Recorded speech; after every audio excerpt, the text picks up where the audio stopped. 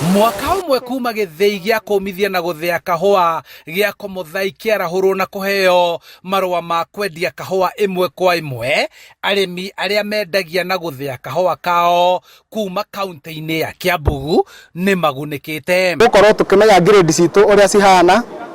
ni tuhotete gukorwo tukimenya kahua gaitu uria karacama,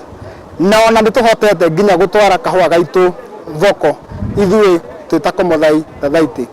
Kuringana na muikariri giti wa ngwataniro ya arimi ya kahua Komuthai John Murigi, githei giki gikoretwo na uhoti wa guthia kahua ka makiria ma kilo milioni 1.6, kahua karia kaumaga kuma kuri arimi aria mari rungu rwa ngwataniro ino, undu uria utumite thuguri na urimi wa kahua matura-ini gucokereria. Confidence riu ona arimi ni magite na confidence nene muno, tondu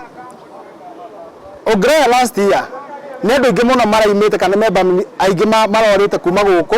magathi Thathaiti iria citurigiceirie, no ihinda-ini riri ni metikirite gucoka tondu ni marona kwina mogaruruku maingi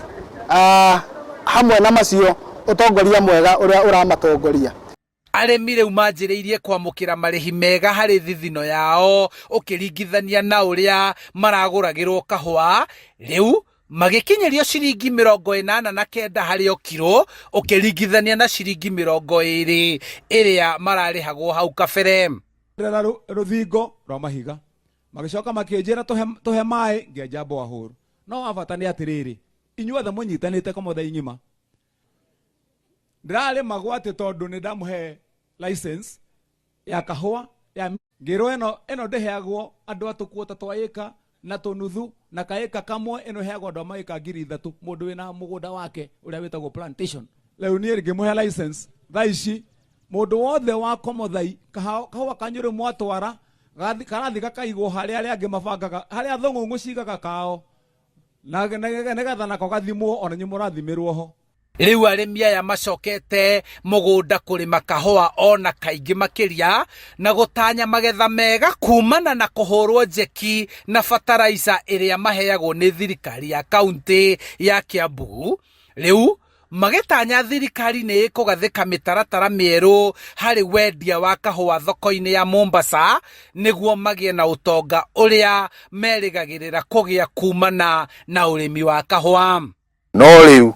ndondu ikawa rigukondeka kilo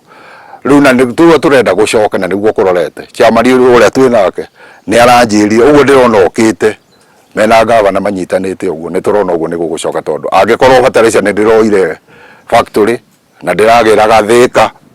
riu ningi ndawa ndiroire hau ndiragiraga ndawa ndiraguraga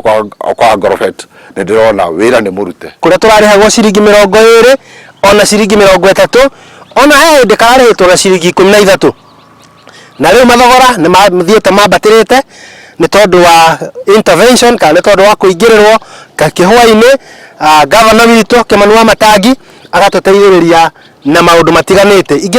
Githei giki kiagwite kumana na utongoria muru, undu uria mwandiki mukaru wa kaunti ya Kiambu murugamiriri Peter Ndegwa augite kaunti ithiite na mbere guthingata arimi na arugamiriri a ngwataniro na society cia arimi kugia na woigiririki niguo arimi mathie na mbere na kugunika. Kahua kau kakahota gutengerio thoko hindi ya mathogora ma kahua na maiguru, na kwa undu ucio tukongererwo value thiini wa kahua ni gukinya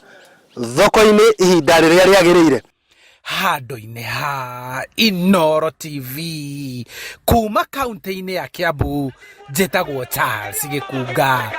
wa Kariuki.